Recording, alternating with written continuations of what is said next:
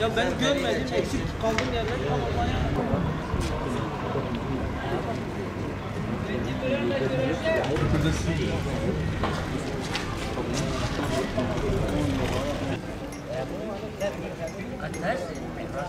Var mı?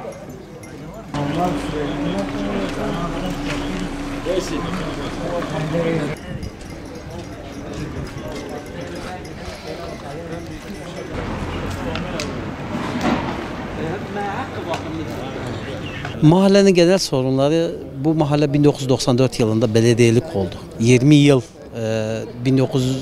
2009 yılına kadar belediyelikti. Malum Büyükşehir Yasası'ndan dolayı belediyeliği kalktı. Mahalle statüsüne geçti. Mahalle statüsüne geçtiği için artık mevcut Büyükşehir'le birlikte sorunlarımız dağ gibi birikti. Eskiden çok küçük belde merkezinde olan altyapı, beldenin genişlemesi, eskiden nüfusu 3000 olan bir belde şimdi nüfusu 7000'e çıktı. Ama buna paralel, nüfusun büyümesine paralel olarak bir altyapı, kanalizasyon çalışması hiçbir şekilde olmadı. Ve haliyle köylü kanalizasyondan foseptik çukurlarıyla götürmeye çalışıyor. Ama bu foseptik çukurları ne zamana kadar?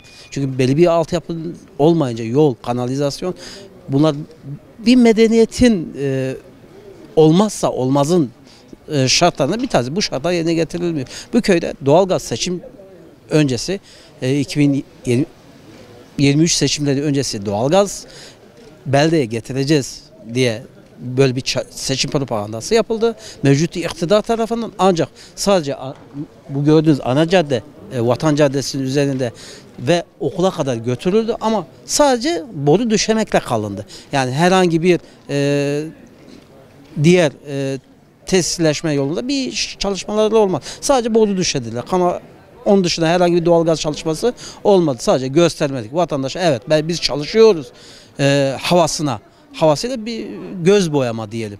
Öyle bir çalışmalar da oldu. Onun dışında doğalgaz gelmedi. Oysa ki doğalgazın şeylere, her yere bağlanması gerekiyor. Ama şimdi ortada bir doğalgaz yok. Mevcut zaten direklerimizi görüyorsunuz. Eski direklerimiz mevcut. Nerede bakarsanız 1987 yılında ilk bu direkler kuruldu ve ilk defa yenileme çalışmasına gidiliyor. Yenileme çalışması malumunuz oldu. Direkler olduğu gibi yerinde kalmış. Yani herhangi bir yolun ortasına, oysa ki köylüye verilen söz yerin altında çekileceği, ama öyle o söz de havada kaldı. Unutuldu o söz. Malum direkler getirildi ama bu direklerin güvenlik açısından ne derecede doğru tartışılır yani. Balkona çıkan bir çocuğun göstermenizi isterim. Balkona bir çıkan çocuğun o elektrik akımına kapması an meselesi, yani görüyorsunuz yani, ben zaten anlatmama gerek bazı şeyleri. Bu beldede imar çalışması sadece belde kurulurken yapılmış, 18 uygulaması hiç yok. Yani İmar Kanunu 18. maddesine göre biliyorsunuz ada pafta bazında düzenlenmesi gereken bir imar çalışmasının olması lazım. 18 uygulaması bu beldede uygulanmış. Köylü gelişigüzel kendine bir yol, cadde çizmiş. Zaten caddelerde malum yani parke yok, asfalt hiç yok. Hiç yok. Patlayan, çatlayan parkeler onarılmıyor. Bu anlamda da patlayan yerlerde diski kendi görevini yerine getirmiyor. Onarım hiç yapmıyor. Beldenin en işlek caddesi bu olmasına rağmen 100 metre ilerisine gidemiyorsunuz. Bir sorunumuzu, bu belde yıllardır iktidar partisine oy vermiş. %90 oranda bir oy potansiyeli olan bir belde. Şimdi öncelikle basın olarak buraya gelip bizim sorunlarımızı dinlemeye, aktarmaya, sesimizi duyurmaya geldiğiniz için size çok teşekkür ediyoruz. Allah sizden razı olsun. Şimdi hocam bizim beldemiz Diyarbakır'da, eminim ki Diyarbakır'da yani çevre kırsalda bulunan hiçbir mahalle nüfus bakımından bizim belde kadar büyük değil. Buna karşın aldığımız hizmet de çok geride kalıyor. Şimdi aşağı tarafta nüfus genişliyor, yeni evler yapılıyor. Onların altyapıları olsun, üst yapıları olsun. Ondan sonra Bunların hem geride kalıyor, bir de eskiyen şeylerimiz, altyapı bağlantılarımız da yenilenmiyor. Sürekli bir yerde bir sorun çıkıyor ve bununla ilgili masraf ediliyor, tamiratıyla ilgili. Halbuki değiştirilse ya da yenisi yapılsa bu tür masraflara girilmeyecek.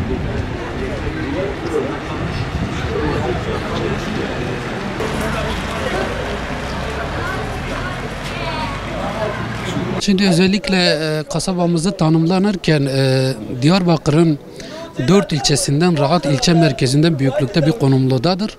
7.000 nüfuslu bir merkezli kasabamızdır. Köy statüsü alması bile başlı başına bir sıkıntı oluşturuyor. Öncelikle bunları ifade ederken gerçekten büyük bir sorunlarımız var. Bu sorunları her gün dile getirmemize rağmen, her sene dile getirmemize rağmen hiçbir sorunu halletmeye çalışılmıyor. Öncelikle bir bölgenin en temel özelliği altyapıdır. Altyapı olmadığı zaman üst yapı hiçbir zaman kurulamaz. Gürbüz'ün %50'si altyapısı eski belediye burada varken vardı. Belediye gittiğinden beri 2014 Büyükşehir Yasası ile birlikte hiçbir altyapı sorunumuz halledilmedi. Şu an bize denilen şudur: 18. madde zaten açılmıyor. Bununla birlikte bize dedikleri şudur: kendi evinizin yanında kuyu açın. Şimdi biz bir köy, biz mahalle değiliz ki kendi evimizin yanında kuyu açalım. Çarşı var, mahalle var, resmi statü var. Bundan ziyade kuyu açtığımız zaman Gürbüz'ün dışında bazı yerler var topraktır, su yayılması çabuk oluyor, ama bazı yerler var kildir, taştır. Bu su yayılması olmayınca o su fışkırıkları üste atıyor. Üste attığı zaman affedersin çok kötü kokular çıkmaya başlıyor. Çocuklarımız hastalanıyor. Bu hastalıklardan sonra hastaneye gitmek kalıyoruz. Yani altyapı bu devirde 2025 yılında Gürbüz'de utanç verici bir hale gelmiştir. Bunu geçen dönemlerde A partisine de söyledik, çözülmedi. B partisinde de şu an söylüyoruz, çözülmedi. Bu Büyükşehir Yasası'yla hiçbir belediyeden hizmet ve imkan alamıyoruz. O kadar Gürbüz kendisine büyük bir sorun oluşturuyor. İkinci bir sorunumuz da, en büyük sorun imar sorunu. Şimdi 7.000 nüfustan bahsettik. İlçe merkezi kadar bir yerden bahsettik. İmar olmayınca bu sefer insanlar birbirine girmeye başlıyor. Sokakları daralıyor, küçülüyor. Bu sefer tarla yolları daralıyor. Bu sefer insanlar anlaşamıyorlar. İmar olmadığı zaman çarşı yolları, evler sıkıntıya giriyor. Bu sefer 18. maddeyi açılmasını istiyoruz. Yolların genişlemesini istiyoruz. Yetkili olmayınca, bunlar açılmayınca, sırf bazı maddi imkanlar daha da olduğu için olmayınca bu sefer halk kendi arasında büyük sıkıntılar yaşamaya başlıyor. Şu an ayrı ayrı yollar giderken şu an dar yollar çıkmaya başladı. Bu da bizim için büyük bir sorun teşkil ediyor. Ayrıca Gürbüz konumu ve gereğiyle ova ve tarım hayvancılığa elverişli olduğu için karşı Dicle köyleri olsun, öbür köyler olsun birbirine bağlı etkenler oluşturuyor. Tarım ve hayvancılıkta Gürbüz ve karşı köylere giden yollar büyük bir canlılık, büyük bir ekonomik oluşturduğu için bu da büyük bir istihdama neden oluyor. Şimdi adam tarım yapmak istiyor, hayvancılık yapmak istiyor, canlılık yapmak istiyor. Yollar bozuk olduğu için, yollar kötü olduğu için, birbirine bağlanmadığı için kendi arabasını bile götürmekte imtina ediyor. Eğer ki bu yollar yapılsa, eğer ki bu tarla yolları yapılsa, tarıma elverişli hale getirse, hayvanlara elverişli hale getirse, Gürbüz'de büyük bir ekonomik canlılık, büyük bir pazar haline gelecektir. Büyük bir önem sahibi taşıyacaktır. Bu da hem ilçe merkezine, hem millete, hem de büyük sorunların önünü kapatacaktır. İnsanların daha rahat bir şekilde kendi ekonomik refah seviyesine ulaşabilecekler. Bunu defalarca söylememize rağmen hiçbir sorunumuz dile getirmedi. Ayrıca hayvancılık Gürbüz'de müthiş bir duruma gelmiş durumda. Karşı köylerden, ilçelerden buraya hayvancılık talep etmeye gelenler var. Yıllarca hayvan barınakları ve ayrıyeten hayvanlar için bir barınak istediğimizde hala yapılmamış durumda. En büyük sorunumuzdan bir tanesi de elektriklerin şeye kalkmasından dolayı doğalgaz sorunu, doğalgaz geldi buraya. Doğalgaz sadece ana yola, çarşıya kazıldı. Bu da kazılırken hiçbir sağlık açısından önem yapılmadı. Şimdi altyapı doğalgazı oluştururken önem arz edilmedi. Sadece ana yola park edildi. Öbür malzemeler götürüldü. Bunu sorduğumuzda kimileri imar bahanesiyle bunu yapıldığını söylüyorlar. Kimileri bunun altyapı yetersizliğinden 18. madde açılmadığında yeteri kadar doğalgaz veremiyoruz diyorlar. Getirilen malzemeler hepsi bir anda bir günde geri götürüldü. Bunu anlamakta güçlük çekiyoruz. Bu beldenin, bu insanın artık doğalgaza ihtiyacı var, altyapıya ihtiyacı var, ulaşıma ihtiyacı var. Olmadığı vakit biz bir öğretmeni buraya getiremiyoruz. Biz bir doktoru buraya getiremiyoruz. Elektrik gitmesinden dolayı, doğalgazın olmayışından dolayı, belde nüfusunun yoğun olmasından dolayı hiçbir kamu ve kuruluşların memurlarını buraya getirmekte zorluk çekiyoruz. Ayrıyeten ulaşımda en büyük sıkıntımız var. Bugün size özellikle bunu belirtmek istiyorum. Diyarbakır Büyükşehir Belediyesi her sene bize ulaşımda büyük bir sıkıntı çıkarıyor. Bütün ilçelerin otobüsleri direktmen Diyarbakır'a giderken Gürbüz'ün otobüsü siyasi nedenlerde hangi nedenlerden olduğunu bilmiyorum ama gidip Sur köylerini bütün dolaşarak 70 kilometreden 108 kilometreye kadar çıkarılmıştır.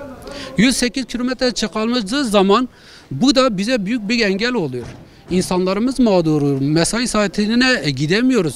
Büyük bir sıkıntı oluyor.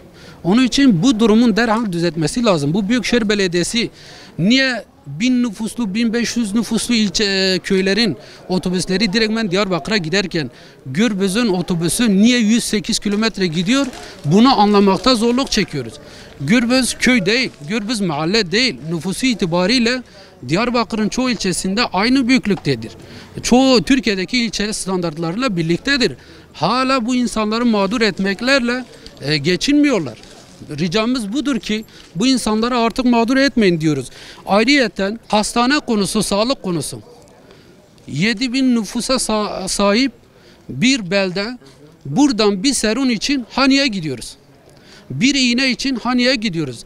Nasıl ki 2000 nüfuslu ilçelerde devlet hastaneleri bu kadar yüksek görüyorken Gürbüz gibi büyük bir yerde hastanenin olmayışı, sadece bir sağlık ocağının olması burada herhalde kimin ayıbıdır onu da bilmiyoruz.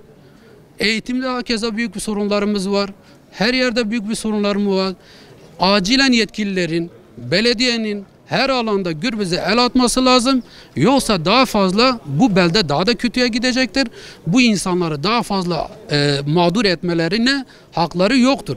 O zamanı geldiğinde kendimizden bunları kopartıramıyoruz. Ama o seçim bittiğinde Gürbüz misafirperverliğiyle, güzelliğiyle herkesi denemiştir. Ama gereken hiçbir hizmeti alamamıştır. Bu konuda herkese duyarlı olmaya çalışıyoruz ve yetkililerin derhal buraya ivedi olarak el atması lazım. Herkese teşekkür ediyorum. Sıra ma hafta pesal amlimine. Yo mari hizmet kan zavay ma devlet bağlı devlete. Ma bir ponda şey çıkar ma kuruçekiyada.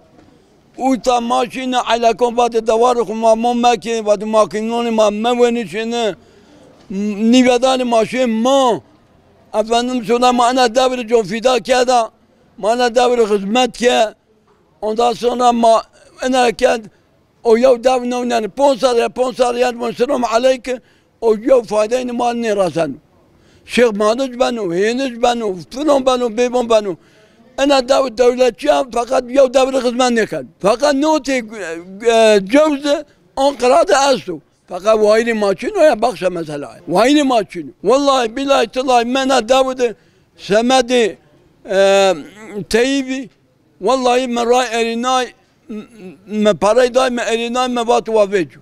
Vaza da inanmak vaza inanmak.